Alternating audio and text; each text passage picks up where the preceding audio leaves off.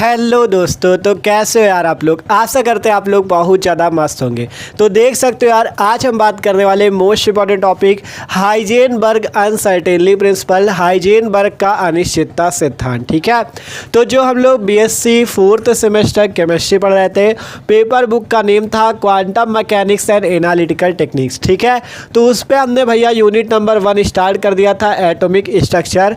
ठीक है, atomic structure जिसका ये पार्ट 2 वीडियो। ठीक है, जो पार्ट 1 आया था, लेक्चर नंबर 1 आया था, उस पर हमने क्या पढ़ा था, उसमें हमने डी ब्रोगली के इक्वेशन का पूरा डेरिवेशन और ड्यूअल नेचर ऑफ मैटर के बारे में पढ़ा था। आज का जो लेक्चर नंबर 2 है आपका, इसमें हम बहुत ज़्यादा ही मोस्ट इंपॉर्टेंट टॉपिक हाइजेनबर्ग के अनसर्टेनली प्रिंसिपल, हाइजेनबर्ग का अनिश्चितता का सिद्धांत पढ़ेंगे, वो भी एकदम मस्त तरीके से। ठीक है, एकदम आसान है, आप भी कहोगे कि हाँ ये एकदम पूरा समझ में आया। ठीक है, बस आपको करना क्या है यार, वीडियो को आखिरी तक देखना है, एकदम मस्त तरीके से आज हाइजेनबर्ग के अनसर्टेनली प्रिंसिपल, हाइजेनबर्ग के अनिश्चितता सिद्धांत को समझेंगे। ठीक है, तो ये आपका बीएससी फोर्थ सेमेस्टर केमिस्ट्री का जो यूनिट 1 है, एटॉमिक स्ट्रक्चर, उसका टॉपिक है। ठीक है, और ये लेक्चर 2 वीडियो है। अगर आपने लेक्चर नंबर 1 नहीं देखा, डिस्क्रिप्शन में प्लेलिस्ट है बीएससी फोर्थ सेमेस्टर की, उस पर जाके देख सकते हो। तो चलो शुरू करते हैं हाइजेनबर्ग का अनसर्टेनली प्रिंसिपल, हाइजेनबर्ग का अनिश्चितता का सिद्धांत। तो चलो भैया, अब हम लोग बात करते हैं हाइजेनबर्ग का अनसर्टेनली प्रिंसिपल, हाइजेनबर्ग का अनिश्चितता का सिद्धांत। ठीक है, तो एकदम मस्त तरीके से समझना है अगर आपको यार, तो एक एक बात को सुनते चलना। देखो, हाइजेनबर्ग नामक साइंटिस्ट क्या बताते हैं, उससे पहले आप थोड़ा सा समझो।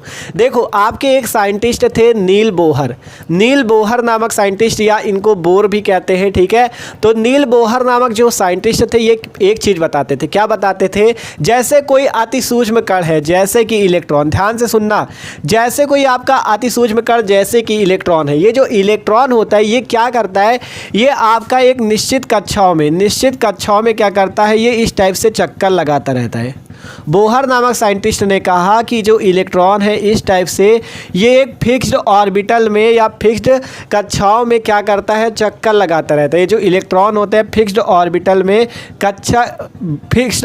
में क्या करता है, चक्कर लगाता रहता है। ठीक है, ये बात किसने बताई? नील बोहर नामक साइंटिस्ट ने। देखो ध्यान से समझो, हम आपसे कह रहे हैं कि जो नील बोहर नामक साइंटिस्ट है, उन्होंने बताया जैसे पदार्थ है कोई, उसका कोई अति सूक्ष्म कण जैसे इलेक्ट्रॉन हो गया। ठीक है, इलेक्ट्रॉन ये क्या करता है, विभिन्न कक्षाओं में क्या करता है, ये इस टाइप से चक्कर लगाता रहता है फिक्स्ड कक्षाओं में। ठीक है, और जब ये फिक्स्ड कक्षाओं में चक्कर लगाता है, तो आप इस इलेक्ट्रॉन का मास, अर्थात इस इलेक्ट्रॉन का द्रव्यमान, और इस इलेक्ट्रॉन की आप पोजीशन, ठीक है, इस इलेक्ट्रॉन की पोजीशन और इसकी एनर्जी, ठीक है, एनर्जी और क्या हो गया आपका, जैसे मास हो गया, पोजीशन, एनर्जी और मोमेंटम। ठीक है, इसकी आप गणना कर सकते हो। ध्यान से समझना, एक एक बात आपको समझनी, अगर एक एक बात हमारी सुनोगे, समझोगे ध्यान से, तो पूरा एकदम आसान लगेगा आपको। देखो, अभी हाइजेनबर्ग को भूल जाओ थोड़ी देर के लिए, सबसे पहले हम जो बता रहे हैं वो समझो। आपसे हमने कहा नील बोहर नामक एक साइंटिस्ट थे, उन्होंने बताया, क्या बताया कि जैसे पदार्थ का कोई अति सूक्ष्म कण है जैसे कि इलेक्ट्रॉन, ये क्या करता है, विभिन्न कक्षाओं में या आप कह सकते हो निश्चित कक्षाओं में क्या करता है, इस टाइप से चक्कर लगाता है। उन्होंने क्या किया था, इस इलेक्ट्रॉन को कण के रूप में माना था, इस इलेक्ट्रॉन को कण अर्थात पार्टिकल के रूप में माना था। ठीक है, पार्टिकल के रूप में माना था किसने, आपके बोहर नामक साइंटिस्ट ने। वो तो बाद में आपके डी ब्रोगली नामक साइंटिस्ट आ गए थे, उन्होंने बता दिया था कि ये जो इलेक्ट्रॉन होते हैं कण की भांति भी व्यवहार करता है और तरंग की भांति भी। जब हमने डी ब्रोगली इक्वेशन पढ़ा था तब बताया था। ठीक है, बोहर नामक साइंटिस्ट ने बताया था इलेक्ट्रॉन केवल कण की भांति व्यवहार करता है। उसके बाद डी ब्रोगली नामक साइंटिस्ट है, उन्होंने बताया कण की भांति भी करता है और तरंग की भांति भी करता है। ठीक है, ये बात डी ब्रोगली ने बताई। तो अभी हम आपको केवल बोहर की बात बता रहे हैं। बोहर नामक साइंटिस्ट ने कहा इलेक्ट्रॉन कण की भांति व्यवहार करता है और वो निश्चित कक्षाओं में इस टाइप से चारों ओर घूमता रहता है। ठीक है, ये बोहर नामक साइंटिस्ट ने बताया। अब जब ये आपका निश्चित कक्षाओं में घूमता है, आपका निश्चित फिक्स्ड ऑर्बिटल में घूमता है, तो इससे आप क्या कर सकते हो, इस इलेक्ट्रॉन के मास अर्थात इलेक्ट्रॉन का द्रव्यमान, मास का मतलब क्या होता है, द्रव्यमान, इलेक्ट्रॉन के द्रव्यमान, पोजीशन अर्थात इलेक्ट्रॉन की स्थिति कि इलेक्ट्रॉन कहाँ पे स्थित है, और एनर्जी अर्थात इलेक्ट्रॉन की ऊर्जा, और मोमेंटम, मोमेंटम का मतलब होता है संवेग। तो आप इन सब की गणना कर सकते हो। ध्यान से समझो, अगर आप ये बातें समझ गए तो आपको एकदम आसान लगेगा हाइजेनबर्ग का निश्चितता का सिद्धांत। हम आपसे कह रहे हैं नील बोहर नामक साइंटिस्ट ने इलेक्ट्रॉन को एक कण के रूप में माना, और ये जो इलेक्ट्रॉन है ये क्या करता है, निश्चित कक्षाओं में चक्कर लगाता रहता है। ठीक है, निश्चित कक्षाओं में इस टाइप से ये इलेक्ट्रॉन चक्कर लगाता रहता है। ठीक है, इस टाइप से यहाँ पे इलेक्ट्रॉन क्या करता है, चक्कर लगाता रहता है। आप जब ये इलेक्ट्रॉन चक्कर लगाता है तो इससे आप क्या पता कर सकते हो, इस ये कण के रूप में माना उन्होंने, तो इससे आप क्या पता कर सकते हो, आप उसके मास की बात जान सकते हो कि उसका द्रव्यमान कितना है, उसके पोजीशन के बारे में जानकारी प्राप्त कर सकते हो, एनर्जी के बारे में और मोमेंटम के बारे में भी जानकारी प्राप्त कर सकते हो। ठीक है, लेकिन उसके बाद जो डी ब्रॉगली आए उन्होंने कहा ये कण की बात भी व्यवहार करता है, तरंग की बात भी। तो अब जो हाइजेनबर्ग का अनसर्टेनली प्रिंसिपल ये क्या बताता है कि अगर आपका इलेक्ट्रॉन जो कण और तरंग दोनों की बात व्यवहार करता है तो उसमें आप क्या कर सकते हो, उसमें आप एक चीज़ नहीं कर सकते, आप उसकी पोजीशन अर्थात उसकी स्थिति और क्या, और उसके मोमेंटम अर्थात उसके संवेग। ठीक है, ध्यान से सुनो, उसकी स्थिति और उसके संवेग का एक साथ निर्धारण आप नहीं कर सकते। ध्यान से समझो, अगर आपका जो हाइजेनबर्ग है उन्होंने क्या बताया कि जैसे देखो बोहर ने बताया कि इलेक्ट्रॉन कण है, अगर कण है तो आप उसका द्रव्यमान, उसकी स्थिति, ऊर्जा और संवेग ज्ञात कर सकते हो। लेकिन हाइजेनबर्ग ने कहा कि अगर जैसे डी ब्रॉगली ने इलेक्ट्रॉन को कण और तरंग दोनों की बात व्यवहार करने वाला माना, तो अगर ये है तो आप क्या कर सकते हो, इलेक्ट्रॉन की पोजीशन और मोमेंटम दोनों का एक साथ निर्धारण नहीं कर सकते या दोनों का एक साथ मान नहीं निकाल सकते। ठीक है, क्या कह रहे हैं, ध्यान समझो, अगर इलेक्ट्रॉन तरंग की बात व्यवहार करता है तो हाइजेनबर्ग ने कहा कि ये जो इलेक्ट्रॉन है इसकी आप पोजीशन अर्थात इसकी स्थिति और इसके मोमेंटम अर्थात संवेग का एक साथ मान नहीं ज्ञात कर सकते, उसमें कुछ त्रुटि आएगी, उसमें कुछ एरर जरूर आएगा। ठीक है, और इसके लिए इन्होंने एक समीकरण भी दिया, क्या, delta X into delta P is greater than or equal to H upon 4 pi. ठीक है, जहां डेल्टा एक्स आपका क्या होता है, या स्थिति में एरर होता है, स्थिति में अनिश्चितता होता है, और डेल्टा पी क्या होता है, डेल्टा पी जो होता है आपका, ठीक है, ये संवेग में अनिश्चितता होता है आपका, और एच अपॉन 4 पाई जो आता है ये एरर आता है। ठीक है, आप अगर डेल्टा एक्स अर्थात स्थिति और संवेग का मान एक साथ निकालने की कोशिश करोगे तो इसमें एच अपॉन 4 पाई की त्रुटि आती है, एच अपॉन 4 पाई का एरर आ जाता है। ये बात बताते हैं हाइजेनबर्ग।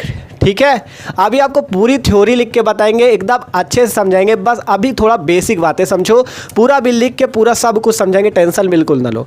हम आपसे कह रहे हैं, सबसे पहले नील बोहर की बात बताई हमने आपको कि उन्होंने इलेक्ट्रॉन को कण माना और कहा निश्चित कक्षाओं में वो चक्कर लगाते हैं जिससे आप उसकी मास अर्थात द्रव्यमान, स्थिति और ऊर्जा और संवेग का ज्ञान कर सकते हो।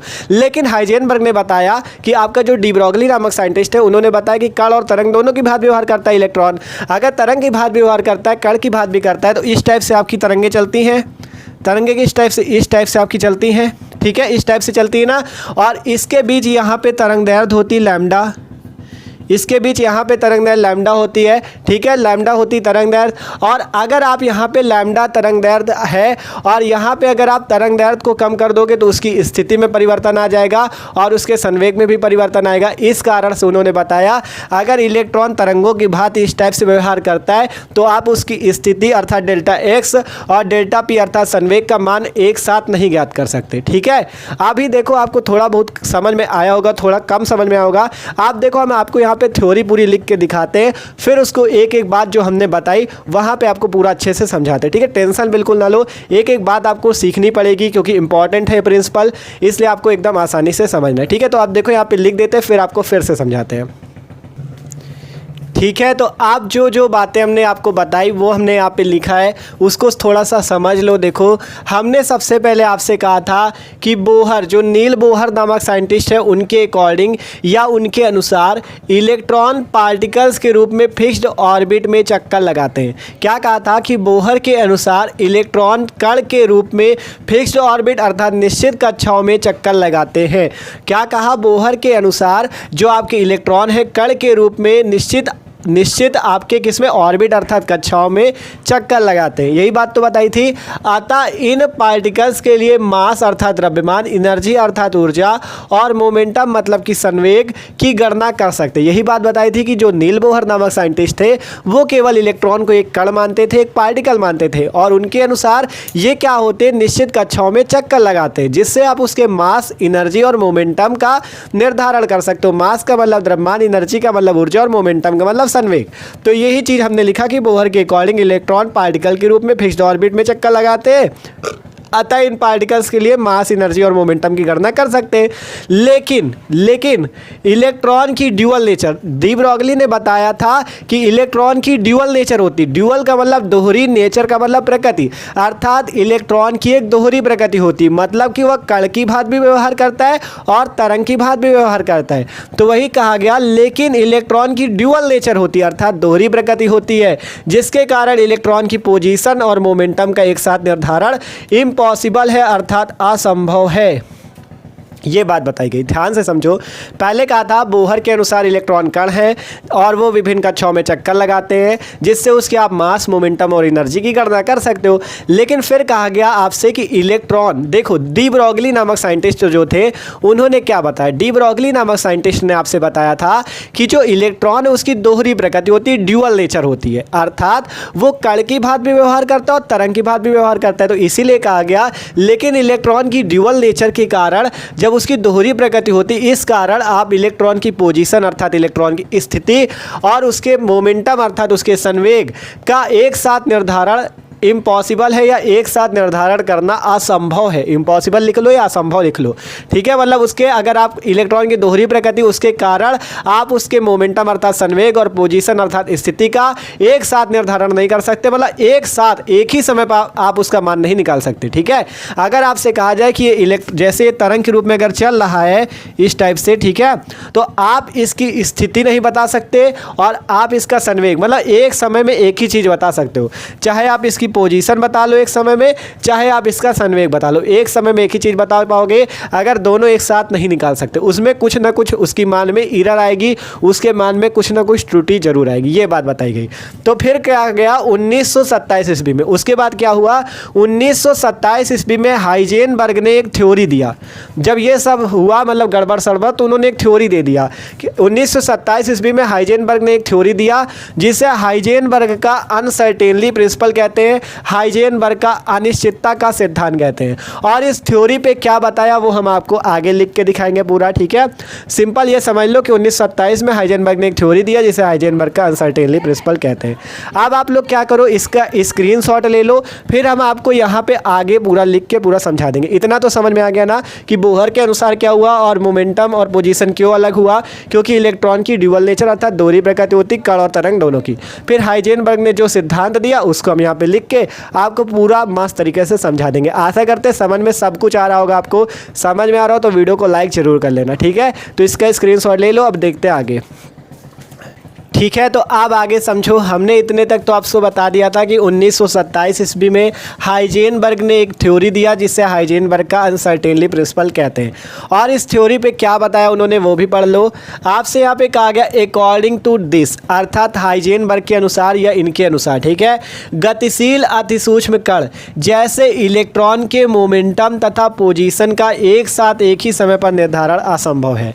यही चीज़ तो बताया था कि कोई भी गतिशील अतिसूक्ष्म कण, गतिशील का मतलब जो चलने वाला, जैसे इलेक्ट्रॉन चक्कर लगाता है वैसा ही, तो कोई भी गतिशील अतिसूक्ष्म कण है आपके पास, तो वो क्या करता है, उसका अगर आप एक साथ उसकी स्थिति अर्थात पोजीशन और उसके संवेग अर्थात मोमेंटम का एक साथ आप मान नहीं निकाल सकते, एक साथ निर्धारण असंभव है। वही चीज़ कहा गया, गतिशील अतिसूक्ष्म कण जैसे इलेक्ट्रॉन के मोमेंटम तथा पोजीशन का एक साथ एक ही समय पर निर्धारण असंभव है।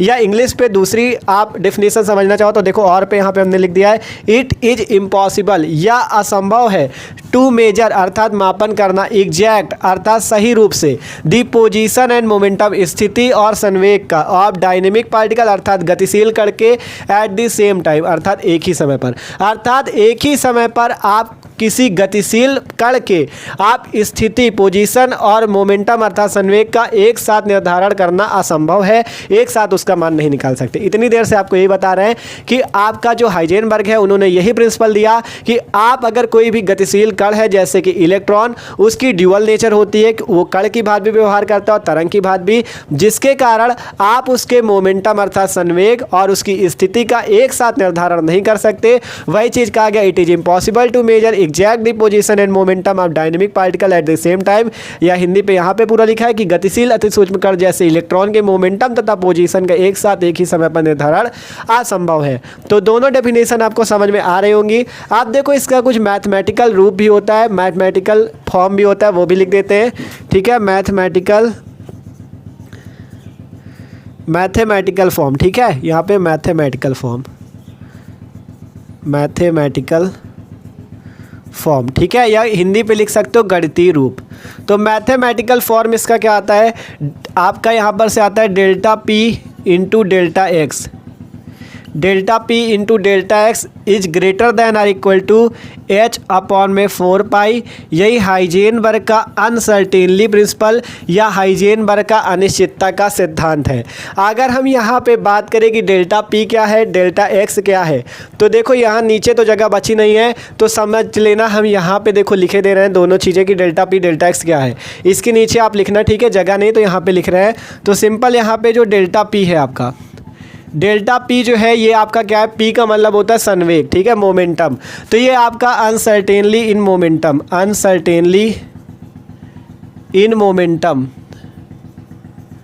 मोमेंटम। ठीक है, इसका मतलब समझ रहे हो ना, मोमेंटम का मतलब संवेग, अनसर्टेनली का मतलब अनिश्चितता। अर्थात ये संवेग में अनिश्चितता है या संवेग में त्रुटि है। ठीक है, अनसर्टेनली इन मोमेंटम अर्थात संवेग में अनिश्चितता। और डेल्टा एक्स का क्या मतलब होगा, डेल्टा एक्स का मतलब होगा अनसर्टेनली इन पोजीशन।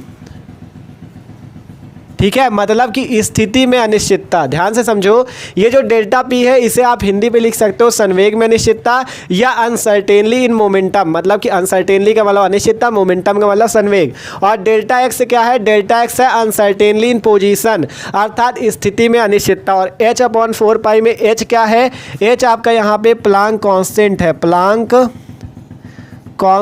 है, ठीक है, प्लांक कांस्टेंट है, जिसका अगर मान आपको याद रखना हो तो रख लो 6.6 गुणे 10 की पावर -34 जूल सेकेंड। ये इसका मान होता है एच का। एच यहाँ पे प्लांक नियतांक है, 6.6 गुणे 10 की पावर -34 जूल सेकेंड इसका मान होता है। ठीक है, तो ये सिंपल सा था आपका हाइजेनबर्ग का अनिश्चितता का सिद्धांत। अब आशा करते हैं आपको समझ में आ चुका है। और यहाँ पे एक चीज़ जान लो, आपको ये जो डेल्टा पी जैसे कि आपकी मोमेंटम में अनिश्चितता है अर्थात संवेग में अनिश्चितता है, और डेल्टा एक्स जो स्थिति में अनिश्चितता है। अगर आप यहाँ पे डेल्टा पी और डेल्टा एक्स का क्या करते हो, आप दोनों की वैल्यू एक साथ फाइंड नहीं कर सकते, दोनों का मान एक साथ नहीं निकाल सकते। यही बात आपकी हाइजेनबर्ग ने बताया। अगर आप डेल्टा पी का मान बढ़ाते हो, उसका मान निकालने की कोशिश करते हो, तो डेल्टा एक्स के मान में कमी आ जाती है। और अगर डेल्टा पी का मान कम करते हो, उसका मान निकालने की कोशिश करते हो, तो इसका मान ज़्यादा हो जाता है। ठीक है, तो दोनों का एक साथ आप मान नहीं निकाल सकते। यही आपका हाइजेनबर्ग का प्रिंसिपल है। सिंपल जो बातें आपको समझाई वही बस है। ठीक है, ये आपको लिखना था पूरा मैथमेटिकल फॉर्म, ये गणितीय रूप ये हो जाएगा, delta P into delta X is greater than or equal to H upon 4 pi.